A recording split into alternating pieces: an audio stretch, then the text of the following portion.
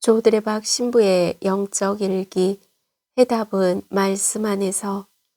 삶이라는 길을 걷다가 앞에 높은 산처럼 고통과 실패 그리고 중병이 버티고 있을 때, 또한 그리고 그 산이 너무 높다고 생각될 때 그냥 주저앉아 버리지 말고 하느님을 굳게 믿음으로 그 산을 바다로 옮겨버리도록 도전해 보면 어떨까요?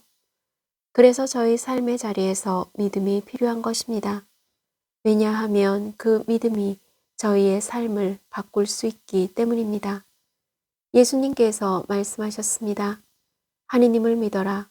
그대로 이루어질 것이다. 베드로 사도도 외칩니다. 마음을 가다듬고 정신을 차려 하느님께 기도하십시오. 아멘. 오늘 복음을 보면 예수님께 자기 자신을 잃어버린 더러운 영이 들린 사람이 왔습니다. 자기가 누구인지를 모릅니다. 이름이 없습니다. 이름이 없으니 자기가 어떤 귀중한 존재인지 모르고 짐승처럼 살았습니다. 산 것이 아니라 죽은 듯이 살아가는 모습입니다. 왜냐하면 그는 더러운 영에게 붙잡혔기 때문입니다. 그래서 그는 쇠사슬과 족쇄로 묶여 있고 무덤 사이에 거처로 삼고 살아왔습니다. 그러니 살아있으나 죽은 자이고 죽은 자 같으나 살아있으므로 무덤에서 산으로 오르락 내리락 하면서 소리소리 지르며 살아갑니다. 그리고 너무나 견디기 힘들어 돌을 집어서 벌거벗은 몸을 긁어 자기를 상하게 만들어 버립니다. 그런데 놀랍게도 예수님께서 배를 타고 호수 건너편에 있는 더러운 영에 들린 사람을 찾아오던 것입니다. 어떻게 찾아오셨을까요? 무슨 일이 있었는지 아십니까? 마르코 4장 35절에서 41절에 보면 예수님께서 제자들과 함께 배에 오르셨습니다. 그러자 거센 폭풍이 일어 물결이 배 안으로 들이쳐서 물이 배에 거의 차게 되었습니다.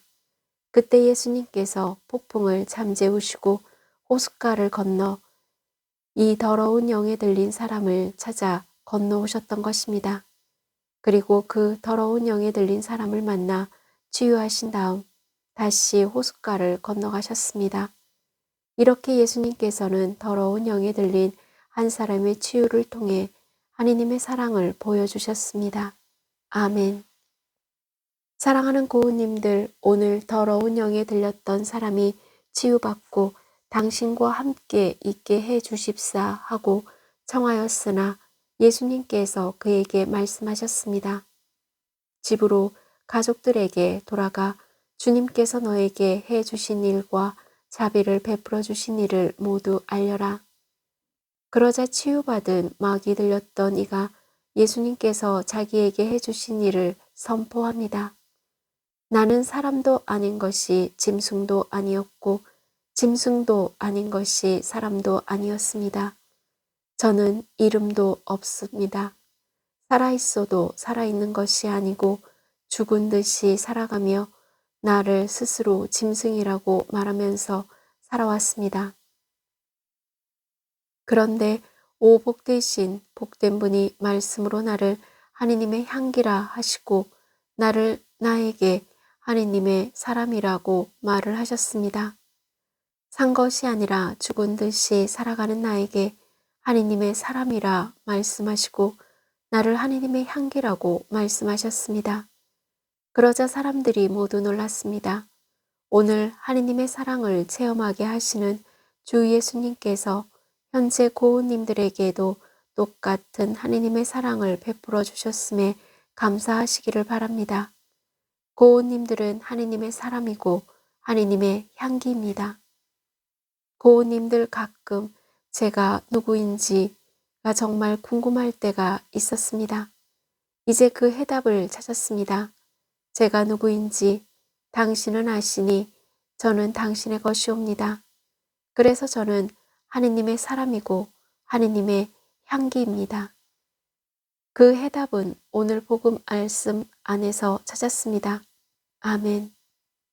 저두레박 사제는 하느님의 향기를 담고 하느님의 사람답게 온전한 믿음으로 몸과 마음이 아픈 고우님들과 아픈 이들을 돌보는 고우님들, 그리고 고우님들의 자녀에게 주님의 치유와 회복의 은총이 임하기를 기도합니다. 아멘. 영적 일기를 마무리하면서 하느님의 사람답게 온전한 믿음으로 시련이라는 높은 산을 넘고 옮기고자 바라는 희망이 고우님들 삶의 자리에서 주님의 선하신 뜻에 따라 이루어지는 치유와 회복의 은총을 누리시기를 주님의 이름으로 강복합니다. 아멘.